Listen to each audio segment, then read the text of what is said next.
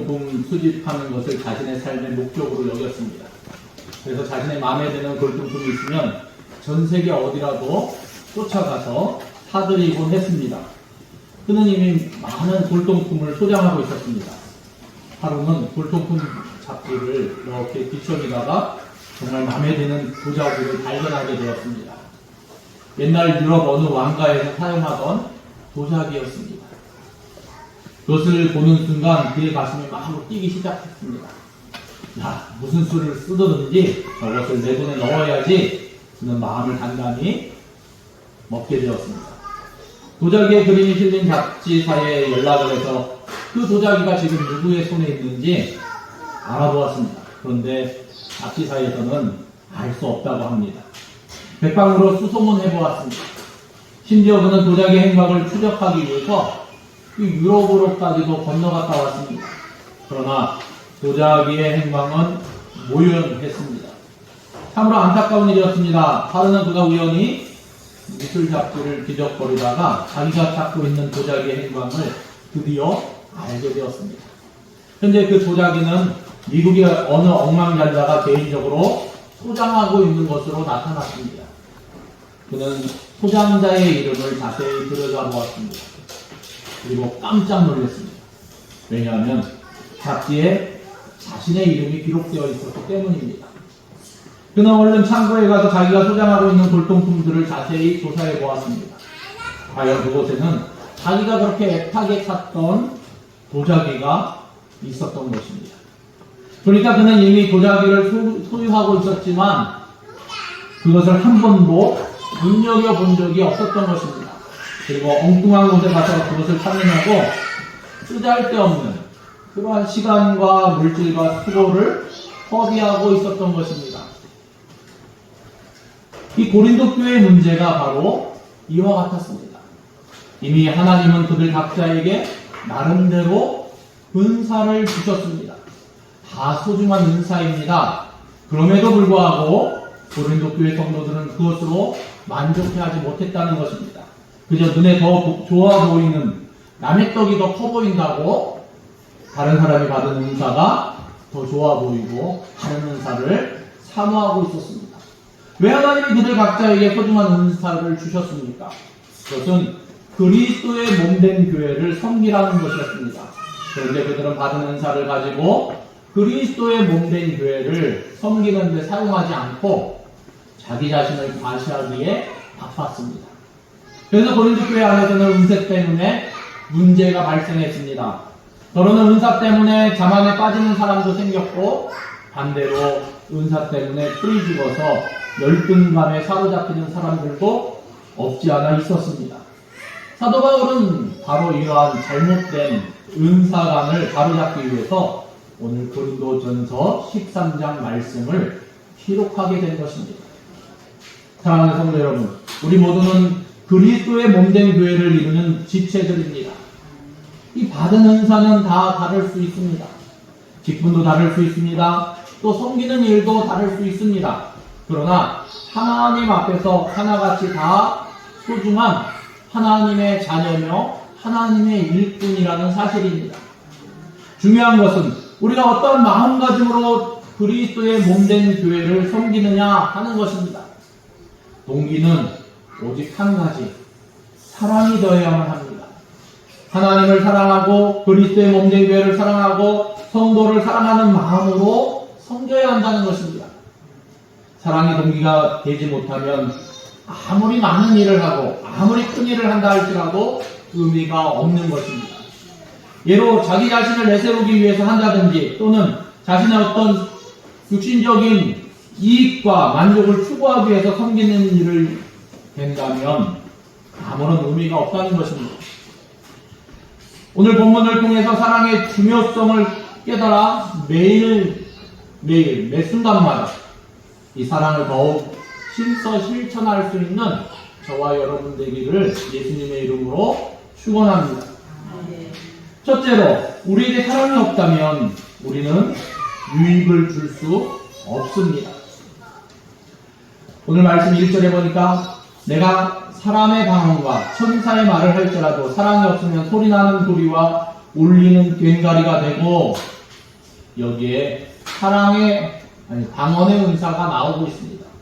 이 방언은 성령의 인도하심에 따라서 내가 배우지 못하고 알지 못하는 다른 나라 말, 다른 세계의 말을 하는 것을 이야기합니다. 정말 놀랍고 신기한 것입니다. 사도행전 2장에 보면 거기에 나와 있는 사건을 우리는 너무나 잘 알고 있습니다. 예수님이 부활하시고 승천하셨습니다. 제자들은 예수님의 말씀을 따라서 예루살렘을 떠나지 않고 하나님 아버지께서 약속하신 것을 기다리고 있었습니다. 드디어 오순절이 되었습니다. 그들 모두가 성령 충만함을 받게 되었습니다. 제자들은 각기 다른 방언으로 말하기 시작했습니다. 때마침 예루살렘의 명절을 맞이해서 세계 각국에 흩어져 살던 유대인들이 많이 모여 있었습니다. 소아시아에 살던 사람들도 왔고 또 유럽에 살고 있던 사람들도 왔습니다. 아프리카에 살던 사람들도 왔습니다. 그들 모두는 깜짝 놀랐습니다. 예수님의 제자들은 갈릴리 사람들입니다. 배우지 못한 사람들이었습니다. 그런데 예수님의 제자들이 하나님의 행하신 큰 일을 세계 각국 언어들로 말하고 있었기 때문이었습니다. 제자들 가운데 더러는 유럽의 말을 하고 또 더러는 소아시아의 말들을 하고 또 더러는 아프리카의 말로 하나님의 행하신 큰 일들을 증거하고 있었다는 것입니다. 여러분, 그러니 얼마나 놀라웠겠습니까? 이것이 바로 방언의 은사입니다. 특별히 외국에 나가서 선교하는 사람들에게는 방언의 은사가 참으로 요긴했을 것입니다. 고린도전서 14장 18절에 보면 사도 바울도 이 방언의 은사를 받은 것으로 기록되어 있습니다. 바울은 방언의 은사에서 한 걸음 더 나아가 천사의 말을 오늘 본문에서 언급하고 있습니다. 우리가 고린도후서 12장에 나오는 내용을 잘 알고 있습니다. 사도 바울은 셋째 하늘, 곧 낙원에 이끌려갔던 신비한 체험이 있었습니다. 그는 거기서 말할 수 없는 말을 들었다고 고백하고 있습니다. 하늘나라에서 천사들이 쓰는 말을 들었을 것입니다. 사람이 가히 이르지 못할 말이라고 표현하고 있습니다. 그만큼 아름답고 황홀한 말이었을 것입니다. 그런데 사도 바울은 오늘 본문에서 무엇이라고 말씀하고 있습니까? 1절 말씀을 다시 보면 내가 사람의 방언과 천사의 말을 할지라도 사람이 없으면 소리나는 구리와 울리는 꽹과리가 되고 말씀하고 있습니다. 여기 두 가지 악기가 나옵니다. 구리와 꽹과리입니다. 이것들은 옛날에 이교도들이 이방 신전에서 주로 사용하던 악기들입니다. 잠자는 신들을 깨우거나 아니면 악령을 쫓기 위해서 그들은 구리를 두들기던가 꽹과리를 울리면서 소리를 냈었습니다. 비슷한 모습들을 우리도 많이 보지 않습니까? 무속신앙에서. 그리고 다른 사람들이 알아듣지 못하는 이상 야릇한 괴성들을 질러대기도 했습니다. 뭐 따따따따 날랄랄라 뭐 이런 것들도 계속해서 이상한 소리들을 짓거려댔습니다. 고린도 교회의 문제 가운데 하나가 바로 거기에 있었습니다. 그들은 하나님의 거룩한 성전에서 방언을 한다고 하면서 이교도의 모습을 흉내내고 있었던 것입니다. 사도 바울은 고린도 교회를 향하여 깨우치고 있습니다. 지상에서 쓰는 사람의 방언뿐만 아니라 하늘에서 쓰는 천사의 말을 할지라도 사람이 없으면 그것은 이교도의 모습과 마찬가지라는 것입니다. 남에게 주는 것이 없습니다. 유익을 주지 못한다는 것입니다. 마찬가지입니다. 우리가 말하는 데 있어서 아무리 큰 은사를 받았다 할지라도 우리의 말 속에 사랑이 없다면 다른 사람에게 유익을 줄 수 없습니다. 아니 오히려 남에게 마음을 아프게 하고 상처를 줄 뿐입니다. 그러나 우리가 언변이 부족하고 표현력이 부족하고 어눌하다 할지라도 따뜻한 마음으로 사랑이 담긴 말을 우리가 다른 사람에게 표현한다면 그것은 유익을 주는 것입니다. 다른 사람을 격려할 수 있습니다. 위로할 수 있습니다. 그들의 마음속에 평안한 마음을 줄 수 있다는 것입니다. 하나님께서 우리 모두에게 사랑의 마음, 따뜻한 마음을 주시기를 바랍니다. 그러므로 이제부터는 말 한마디라도 사랑이 담겨있는 말을 함으로 우리 모두 그러한 은혜를 받기를 예수님의 이름으로 축원합니다. 둘째로는 우리에게 사랑이 없다면 우리는 아무것도 아닙니다. 2절 말씀 보니까 내가 예언하는 능력이 있어 모든 비밀과 모든 지식을 알고 또 산을 옮길 만한 모든 믿음이 있을지라도 사랑이 없으면 내가 아무것도 아니요. 성경에서 말하는 예언의 은사는 하나님의 말씀을 선포하는 그것을 의미합니다. 선지자가 예언을 한다고 해서 자기 생각, 자기 뜻, 자기 주장대로 말하는 것은 아니지 않습니까? 하나님 주신 말씀대로 그대로 받아서 백성들에게 전하는 것입니다. 이 예언의 은사에는 뒤따라오는 두 가지가 있습니다. 오늘 말씀 보니까 모든 비밀, 모든 지식, 비밀과 지식을 아는 것입니다. 비밀은 아직 알려지지 않은 내용입니다.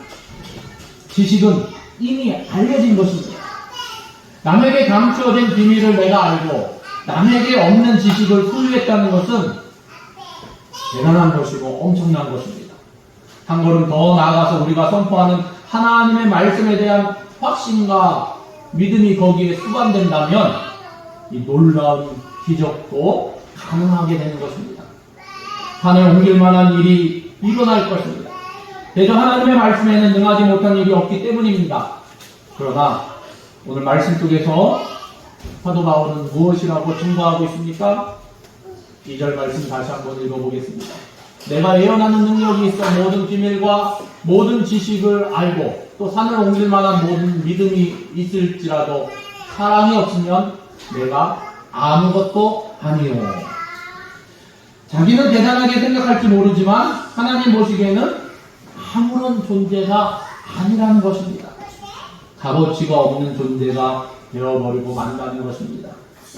사도 바울이 오늘 2절에서 이 모든이라는 단어를 몇 번 사용하고 있습니다. 몇 번입니까? 모든 비밀, 모든 지식, 모든 믿음 3번 사용했습니다. 그러나 거기서 사랑이 빠져버리면 그 결과가 무엇으로 바뀌어 버립니까? 내가 아무것도 아니면 nothing, 아무것도 없다는 것입니다. 무로 바뀌어 버리는 것입니다. 이것이 사랑의 중요성입니다. 이 모든에는 사랑이 있을 때 진정한 의미가 주어지는 것입니다.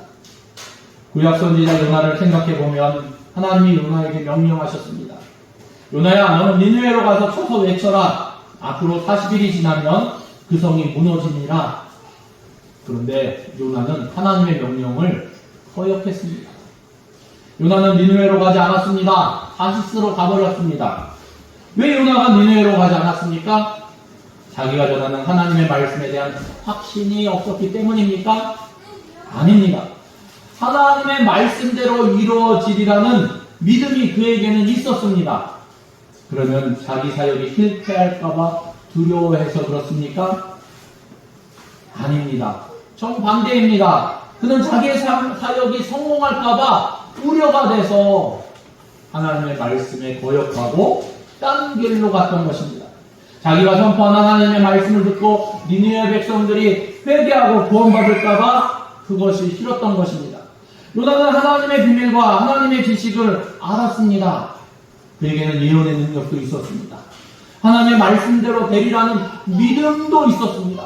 그런데 왜 요나는 하나님의 말씀을 거역했습니까? 그에게는 사랑이 없었기 때문입니다. 하나님이 듣도록 아끼고 불쌍히 여기는 니느웨 백성들에 대한 사랑이 그의 마음속에 없었습니다. 그 결과 그는 하나님의 말씀을 거역하고 말았습니다. 그래서 하나님은 단번적으로 요나를 니느웨로 보내셔야만 하셨습니다. 또 다른 선지자 발람을 생각해보면 이스라엘 백성이 출애굽을 하면서 모압 땅 가까이 이르렀을 때입니다. 모압 왕 발락이 사람을 보내서 선지자 발람을 초빙하게 되었습니다. 이스라엘 백성을 물리칠 계략을 얻기 위해서였습니다. 이 발람 선지자는 겉보기에는 그럴듯하고 대단한 사람이었습니다. 민수기 24장 16절에 보면 이 발람 선지자를 가리켜 지극히 높으신 자의 지식을 아는 자라고 표현하고 있습니다. 하나님의 지식이 그에게 있었다는 것입니다. 또 17절 말씀에 보면 한 별이 야곱에게서 나오며 한 규가 이스라엘에게서 일어나서 그가 예언을 하는 것을 볼 수 있습니다. 그는 메시아가 이스라엘 백성들 가운데 탄생할 것을 하나님께로 미리 들을 정도로 대단한 예언가였습니다. 선지자 발람에게 예언하는 능력이 있었다는 것입니다. 하나님의 비밀과 지식도 알고 있었습니다. 하나님의 말씀대로 되리라는 믿음도 그에게 있었습니다. 그러나 발람 선지자는 결과적으로 어떻게 되어버리고 말았습니까? 그는 불의의 싹을 받았습니다. 돈을 받았다는 것입니다. 그리고 모압 왕 발락에게 이스라엘 백성들을 타락시키는 꾀를 가르쳐 주었습니다. 결국 이스라엘 백성들은 발람의 꾀에 넘어가서 모압 여자들과 음행을 했습니다. 하나님의 진노를 불러일으켰던 것입니다. 수많은 이스라엘 백성들이 연병으로 죽었습니다. 나중에 발람 선지자는 어떻게 되었습니까? 분노한 이스라엘 백성들의 칼에 맞아서 그도 죽고 말았습니다. 그 대단했던 선지자가 아무것도 아닌 존재가 되어버리고 말았다는 것입니다. 사랑이 없으면 아무것도 아닙니다. 자기 자신은 뭔가 있는 것처럼 생각할지 모르지만 하나님 앞에서는 아무것도 아닌 존재. 자기는 썸띵이라고 생각하는데 하나님은 nothing. 너는 아무것도 아니다. 사랑하는 성도 여러분, 비록 우리에게는 예언의 능력이 없을지도 모릅니다. 우리는 모든 비밀, 모든 지식을 알지 못할지도 모릅니다. 우리에게는 산을 옮길 만한 모든 믿음도 없을지도 모릅니다. 그러나 중요한 것은 한 가지만 있으면 된다는 것입니다. 사랑만 있으면 우리는 하나님 보시기에 아름다운 존재라는 것입니다. 값어치 있는 존재입니다. 그만큼 사랑은 소중하고 귀중한 것입니다. 하나님이 우리 모두에게 이 사랑을 심어주시기를 예수님의 이름으로 축원합니다. 마지막으로 우리에게 사랑이 없다면 우리에게 얻어지는 유익이 없습니다. 3절 말씀해 보니까 내가 내게 있는 모든 것으로 구제하고 또 내 몸을 불사르게 내어줄지라도 사랑이 없으면 내게 아무 유익이 없느니라. 여기 보면 두 가지 문사가 나옵니다. 구제와 헌신. 세상에는 자기 돈을 아까워하지 않는 사람이 누가 있겠습니까? 그런데 자기에게 있는 모든 것을 써서 구제한다는 것은 엄청난 일입니다. 은사가 아니면 불가능합니다. 또 헌신도 마찬가지입니다. 세상에 자기 몸을 아끼지 않는 사람이 누가 있겠습니까? 그런데 엄청난 고통을 감수하면서 자기 몸을 불사르게 내어주는 헌신은 보통 사람이 할 수 있는 것이 결코 아닙니다. 은사 받은 사람만 할 수 있는 것입니다. 그렇다 할지라도 오늘 말씀은 무엇이라고 우리에게 교훈하고 있습니까? 사랑이 없으면 내게 아무 유익이 없느니라. 사랑이 없으면 아무리 큰 구제, 헌신의 행위를 할지라도 그 당사자에게 아무런 유익을 주지 못한다는 것입니다. 우선 구제에 대해서 생각해보면 예수님 당시 유대인들 가운데 구제할 때 회당이나 거리에서 나팔을 불어대는 사람이 있었습니다. 그들의 행위를 알기 위해서입니다. 무슨 말입니까? 네. 거린이 있을 때 돈을 주면서 나팔을 불었다는 것입니다. 왜 그렇죠? 나 지금 이 사람한테 구제를 베풀고 있다. 보여주기 위해서. 그래서 그들이 칭찬을 받았습니까? 구제하고 축복을 받았겠습니까? 예수님은 그들을 향해서 외식하는 자라고 책망하셨습니다. 왜 그렇게 하셨겠습니까? 구제를 하기는 했지만 그 동기가 순수하지 못했기 때문입니다.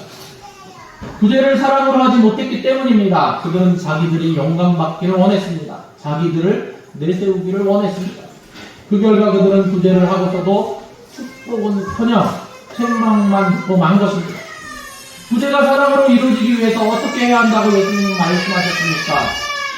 오른손이 하는 것은 왼손이 모를 정도로 은밀하게 하라고 말씀하셨습니다. 아나니아와 삽비라 부부를 우리가 한번 생각해 볼 수 있을 것입니다. 자기들의 모든 땅을 팔았습니다. 땅값을 팔아서 이 사도들 발 앞에 갖다 바쳤습니다. 그 당시에는 그것으로 구제하기 위함이었습니다. 그들은 구제를 했습니다. 그럼에도 불구하고 축복받았습니까? 아닙니다. 오히려 벌받았습니다. 왜 그렇습니까? 사랑으로 하지 못했기 때문입니다. 남들이 하니까 자기들도 해야 하겠다는 생각을 했습니다. 그래서 그들은 땅을 팔았습니다. 그러나 물질에 대한 애착이 생깁니다. 일부를 떼어놓고 이 나머지가 땅 판 값의 전부라고 거짓말을 했습니다. 그저 남들에게 보이기 위해서 구제를 한 것입니다. 그 결과 그들은 축복받지 못하고 오히려 벌을 받아 죽고 말았습니다. 구제하고 나서도 아무런 유익이 그들에게 없었다는 것입니다. 헌신도 마찬가지입니다. 아무리 큰 헌신을 할지라도 사랑이 없으면 소용이 없습니다. 다니엘의 세 친구를 예로 들어서 보면 그들은 하나님을 지극히 사랑했습니다. 그래서 그들은 느부갓네살 왕이 만든 금신상 앞에 절하지 않았습니다. 그들은 뜨거운 풀무불 속에 던지움을 당했습니다. 하나님이 우리를 구해주셔도 좋고 구해주시지 않아도 상관없습니다. 이것이 그들의 믿음이었습니다. 하나님을 사랑하는 마음으로 숭배했습니다. 하나님은 다니엘의 세 친구의 마음속에 하나님을 향한 사랑을 보셨습니다. 하나님은 천사를 보내셔서 뜨거운 풀무불 속에서 그들을 지키시고 구원해 주셨습니다. 그런데 만일 이 다니엘의 세 친구가 풀무불 속에 던짐을 당할 때 오히려 저주를 하고 쌍욕을 하고 그랬다면 어떻게 됐겠습니까? 이를 바득바득하면서 추모스러운 모습을 보였더라면 그들이 자기 몸을 불사르게 내어줄지라도 그 순교는 아무런 의미가 없었을 것입니다. 이처럼 구제와 헌신의 사랑이 빠지면 아무 유익이 되지 못합니다. 오늘 바울은 우리가 읽은 본문을 통해서 사랑의 중요성을 세 가지로 증거하고 있습니다. 첫째는 사랑이 없으면 남에게 주는 것이 없습니다. 둘째로 나 자신도 아무것도 아니라는 것입니다. 셋째로 나도 얻는 것이 없습니다. 사랑하는 성도 여러분, 우리에게 사람의 방언과 천사의 말이 없습니다. 예언하는 능력도 없습니다. 모든 비밀과 모든 지식도 알지도 못합니다. 산을 옮길 만한 모든 믿음도 없습니다. 우리에게 구제와 헌신의 은사도 없습니다. 그러나 가장 중요한 것 한 가지, 사랑만 우리에게 있으면 되는 것입니다. 그러면 우리는 남에게 유익을 줄 수 있습니다. 하나는 보시기에 값진 삶을 살고 있는 것입니다. 그리고 우리가 섬기는 모든 일을 통해서 우리는 유익을 얻을 수 있습니다. 사랑은 그만큼 중요한 것입니다. 사랑하는 성도 여러분, 무슨 일을 하든지 사랑으로 할 수 있기를 바랍니다. 서로 힘써 사랑할 수 있기를 바랍니다. 하나님이 원하시는 사랑의 열매를 많이 맺어서 하나님을 기쁘시게 하고 하나님 앞에 영광 돌리는 저와 여러분 되시기를 예수님의 이름으로 축원합니다. 기도하겠습니다. 하나님 감사합니다. 하나님 사랑이 없으면 아무것도 아닌데 우리가 우리의 행실 가운데 동기가 순수하지 못할 때가 있음을 고백합니다. 거기에 사랑을 듬뿍 담아서 다른 사람을 사랑하는 마음으로 우리의 이 말이 칭찬하고 격려하고 위로하는 말이 되어야 되는데 사랑하는 마음이 없으면 아무것도 아닌데 사랑이 없으면 우리 행실도 그저 외식하는 자라고 책망받을 수밖에 없음을 우리가 알고 있는데 그 마음, 이 사랑의 마음, 예수님께서 우리를 사랑하셨던 그 마음, 하나님이 우리를 지금도 사랑하시는 그 마음, 세상 끝날까지 우리를 끝까지 사랑하시는 그 마음을 우리가 온전히 품을 수 있기를 원합니다. 하나님, 이 사랑이 있으면 우리 인생이 하나님 보시기에 존귀한 인생이며 하나님과 함께하는 복된 인생이며 하나님을 기쁘시게 할 수 있는 믿음의 인생임을 고백합니다.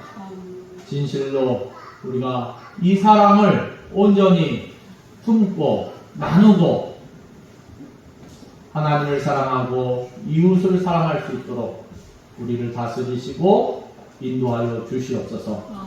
모든 것을 주님께 의뢰드리며 예수님의 이름으로 기도드립니다. 아멘.